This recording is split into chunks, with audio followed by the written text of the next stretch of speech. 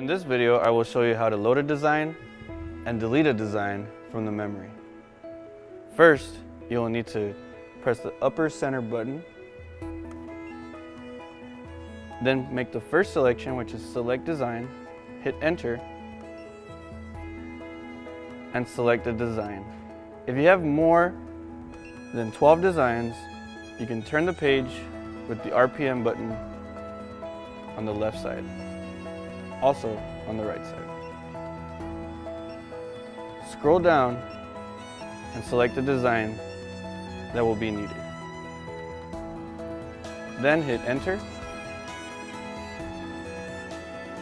It'll take you to the design parameters. Go ahead and hit enter there as well.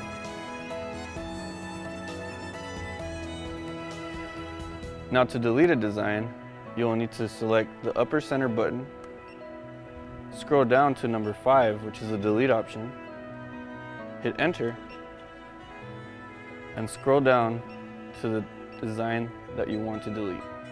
Then go ahead and hit enter, and confirm deletion, go ahead and select yes. Then you can just exit out.